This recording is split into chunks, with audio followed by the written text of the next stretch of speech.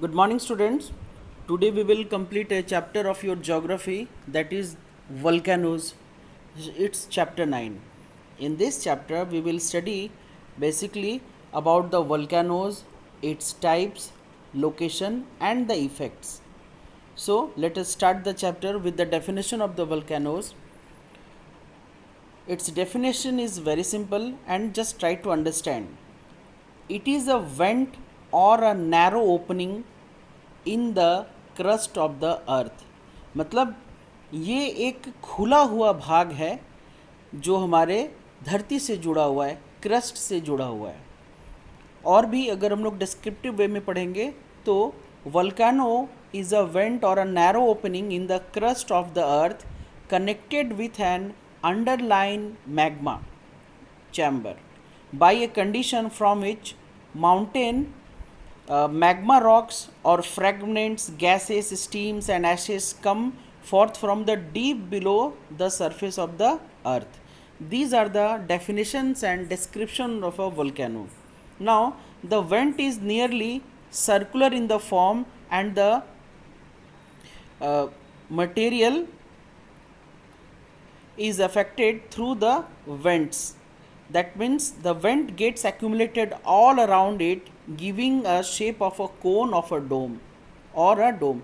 Basically क्या होता है ना, जब अर्थ के अंदर जो एंडोजेनिक फोर्सेस है, वो एंडोजेनिक फोर्स जो हमारे अर्थ के लेयर्स को कंटिन्यूसली पुशअप करते रहते हैं, तो जाहिर सी बात है वो लेयर धीरे धीरे धीरे करके ऊपर आ ही जाता है।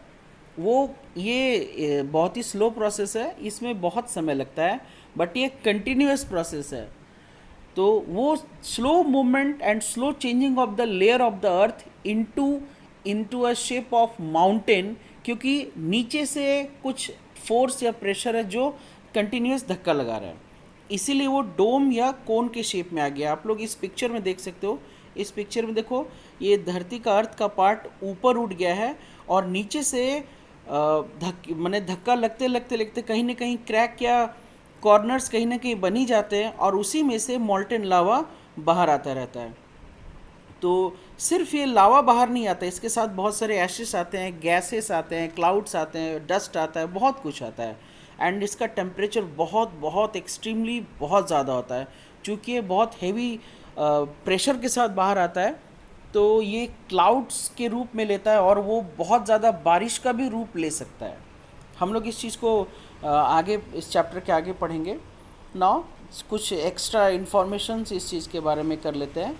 वोल्केनोलॉजी होता है basically it is the science which deals with the study of volcanoes, and the person और the scientist who study volcanoes are known as volcanologist. Now move to the next section, that means origin of a volcano. ये अभी हम लोग थोड़ी देर पहले discuss कर रहे थे, अब हम लोग इसी चीज़ को अच्छे से समझाएंगे। उसके पहले ये चीज़ समझने की कोशिश कीजिए कि ये फॉल्ट क्या होता है, FAULT fault. Just look at this picture, इस पिक्चर को देखने की कोशिश करो और समझने की कोशिश करो। जब हमारा जो अर्थ का लेयर है वो कंटिन्यूसली जब नीचे से फोर्स एंडोजेनिक फोर्स उसके ऊपर एक्ट करते रहते हैं, तो वो कंटिन्यूस फोर्स की वजह से कहीं ना कहीं से ये क्रैक हो जाता है, एक या दो पार्ट में आ जाता है, जिस वजह से कहीं ना कहीं ऊपर या नीचे हो ही जाता है। And this results in the formation of crack, and from this crack वो जितना भी गैसेस है, वो लावा है, उसको बाहर आने का रास्ता मिलता रहता है। These rocks drop down relative to the rocks across the fault. This is the hanging wall and this is the foot wall. That means it has been stepped downwards. अब पिक्चर को देख के समझ सकते हो कि फॉल्ट क्या होता है। चलिए let us discuss about the origin of the volcano. That means basically the earth has a concentric layer called crust, mantle and core. ये हम लोग सभी को जानते हैं, and we have already studied these things in our previous chapters. And the crust has the solid part, crust has the solid part, whereas mantle has the semi solid, and the core has totally molten materials, because core में बहुत ज़्यादा temperature about 5000 degree centigrade है, तो वहाँ पर जो भी होगा मॉल्टन स्टेट में ही हो सकता है, वहाँ सॉलिड स्टेट में नहीं मिल सकता है। And the temperature inside the earth is extremely high, which increase with an average rise of 1 degree centigrade for every 32 metre of depth. So हमारे जितना हम नीचे जाएंगे, हर 32 मीटर पर 1 डिग्री टेम्परेचर कंटिन्यूसली बढ़ता रहेगा, बढ़ता रहेगा, बढ़ता रहेगा। यस, नेक्स्ट पॉइंट है, the temperature below the crust is high enough to melt the rocks, but the pressure of the overlying layers makes the interior rocks of the earth behave like semi solid substance। Because इतना ज़्यादा temperature है तो वो molten state में आ रहा है, but इसके ऊपर का जो लोड है वो कंटिन्यूसली उसको फोर्स देकर दबा रहा है, ये लोड की वजह से दब रहा है। तो इससे भी एक फोर्स क्रिएट हो रहा है जिस वजह से वो लिक्विड के फॉर्म में नहीं कन्वर्ट हो पा रहा, वो सेमी सॉलिड स्टेट में ही रह जा रहा है। Now sometimes fault or fissures or cracks are formed in overlying layers due to this excessive pressure of gases. In such cases, the pressure of overlying rock on the molten matter is released, which lowers the melting point। ये continuously होता रहता है क्योंकि नीचे इतना ज़्यादा extreme temperature है, उससे नीचे की चीज़ें तो मोल्टेन कंडीशन में आ रही है, बट उसके ऊपर बिल्कुल बिल्कुल एडजेसेंट है, उसके ऊपर जो लेयर है वो उसको कंप्लीट मोल्टेन स्टेज में कन्वर्ट नहीं होने दे पा रहा है और वो सेमी सॉलिड में कन्वर्ट हो जा रहा है। Now next point of this topic is this hot semi solid rock like materials turns into liquid, and this liquid molten rock material is called as the magma। So magma can be defined as it is the molten state rock, we can say, and it starts rising to the surface through the cracks of the lines of the weakness हो गया वो faults का जो cracks होता है वो नीचे से ऊपर आने का एक पाथ बना देता है। मैग्मा, नाउ नेक्स्ट पॉइंट है, magma starts ejecting from the interior of this process is known as volcanic eruption. इसी चीज़ को हम लोग वोल्केनिक इरप्शन कहते हैं, जब मोल्टेन मैग्मा जब बिल्कुल फ्रॉम कोर से वो बाहर आना स्टार्ट हो जाता है। And after few days of eruption the rising markets cold and solidifies near the opening and hence the crust is sealed. क्योंकि ये चूँकि सेमी सॉलिड होता है, जब वो बाहर निकलता है तब वो बहुत एक्सट्रीमली हाई टेम्परेचर होता है, बट कुछ समय के साथ धीरे धीरे वो सॉलिडिफिकेशन स्टार्ट हो जाता है, जिस वजह से उसका माउथ कभी कभी क्लोज हो जाता है।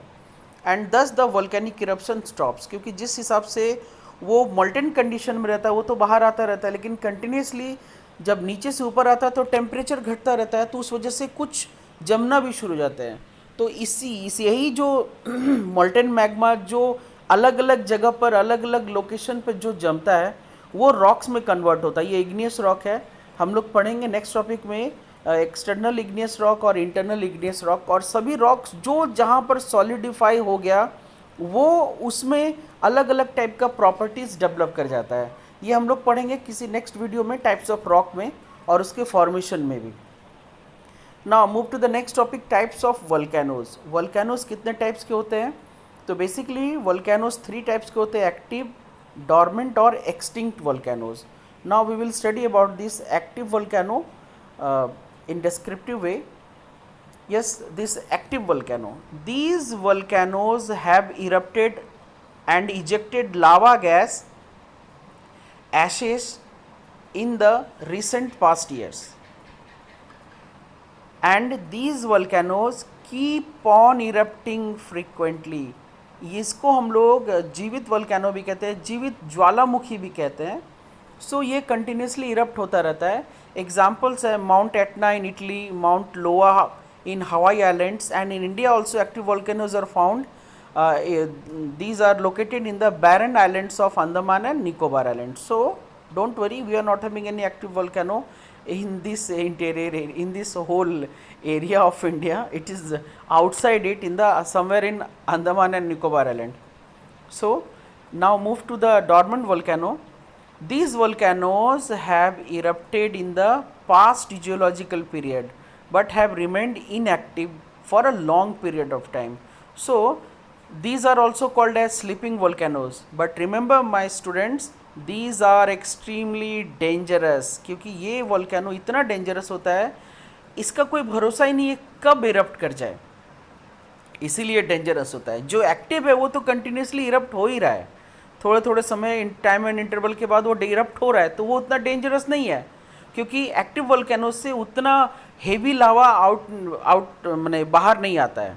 सो उसमें स्लो धीरे धीरे वो इरप्ट होता रहता है, तो वो उतना ज़्यादा नुकसान नहीं करता है। बट ये जो डॉर्मेंट है, ये सडन इरप्ट होता है, ये डेड की तरह बिहेव करता है, बट ये एक्चुअल डेड नहीं होता है। जब ये इरप्ट करता है भयंकर लॉस लाता है, भयंकर डिस्ट्रक्शन लेकर आता है।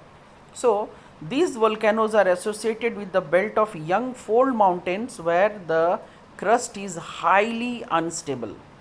तो ये वैसे जगह पर बहुत ज़्यादा पाया जाता है जहाँ पर क्रस्ट हाईली अनस्टेबल है। मैं बता दूं, हमारा जो हिमालयन माउंटेन है वहाँ के जो क्रस्ट है वो बिल्कुल हाईली अनस्टेबल है, क्योंकि हिमालयन माउंटेन अभी भी यंग फोल्ड माउंटेन्स है। Now they are extremely dangerous volcanoes because innocent people are caught and they were totally unaware that they do not get chance to escape. तो हम लोग इसमें कह सकते हैं इसलिए इतना डेंजरस, क्योंकि लोगों को पता ही नहीं चल पाता कि ये कब इरप्ट कर जाएगा और कब उनकी जीवन लीला समाप्त हो जाएगी। These volcanoes are found in the West Indies, Philippines and Japan area. Now just I will tell you the area. In Italy, Mount Vesuvius is a dormant volcano. Mount Krakatoa in Indonesia, it is also a dormant volcano, and they behave to be or considered as a extinct volcano, but they have erupted and destroyed the whole city. So we are having the data that in Italy in 79 AD and 1631 and 1945 these dormant volcanoes have erupted and causes a heavy destruction. And in Indonesia also in 1883 this dormant volcano has erupted and caused in the heavy loss of life and property. Now in the next one, third one, extinct volcano. So our geologists have found that these volcanoes do not have any possibility so far for their eruption in future. मतलब ये कभी और फटेगा ही नहीं। Just ये volcano का shape था। Geologist ये भी मानते हैं कि किसी एक समय में ये इरप्ट होता था, किसी समय में ये एक्टिव था, धीरे धीरे ये डॉर्मेंट होकर ये एक्सटिंक्ट हो गया, मतलब अब ये पूरी तरह से एक्सटिंक्ट है, अब ये नहीं फटेगा, क्लियरेंस है। So Mount Kenya and Mount Kilimanjaro in Africa both are the example of extinct volcanoes. Now we will study about the effects of these volcanoes. ये volcano दोनों रूप से हम लोग इनकी स्टडी कर सकते हैं। ये कंस्ट्रक्टिव भी होता है और ये डिस्ट्रक्टिव भी होता है। First of all we will study the destructive part, मतलब ये क्या क्या खतरा लेकर आते हैं, ये कितनी तबाही मचाते हैं। So start with the points that volcano causes heavy destruction of life and property. ये हम लोग अच्छी तरह जानते हैं। Hot lava kill large population and destroyed the animals and plants life also, because उसका टेम्परेचर इतना ज़्यादा होता है। इंसान क्या, लोहे का कोई भी चीज़ अगर उसमें आए तो वो तुरंत विद इन ए सेकेंड वो गल जाएगा। जब लोहा उसके आगे खड़ा ही नहीं हो सकता है तो इंसान के हाड़ मांस के शरीर की तो कोई औकात ही नहीं है। सो more about its destruction, that the constructive area gets buried under the thick layer of volcanic ashes and dust and become unsuitable for cultivation. yes, ये कुछ नुकसान है। जहाँ भी जो कल्टीवेशन वाले एरिया होते हैं, जहाँ हम लोग कल्टीवेशन करते हैं, खेती करते हैं, उसके ऊपर एक बहुत मोटा लेयर जम जाता है लावा का, फिर वो कल्टीवेशन करने के लायक नहीं रहता है। Now explosive eruption of volcanoes followed by the formation of huge clouds, and it can result in heavy rainfall which leads to the landslide or flood. हम लोग शुरू में भी ये डिस्कशन किए थे कि अचानक से जो एक्सप्लोसिव इरप्शन होता है, मतलब विस्फोटक टाइप से जो इरप्शन होता है, उससे क्या होता है, बहुत भयंकर क्लाउड्स का मतलब एक हेवी पार्ट निकलता है जो साथ ही साथ हेवी रेनफॉल का रूप लेता है, और ये रेनफॉल इतना हेवी होता है कि वो लैंडस्लाइड और फ्लड का रूप ले लेता है। तो वोल्केनो अकेले में खतरा नहीं है, उससे जुड़े हुए जितने भी चीज़ें हैं वो सब खतरा है, जीवन और प्रॉपर्टी का नुकसान ही करता है।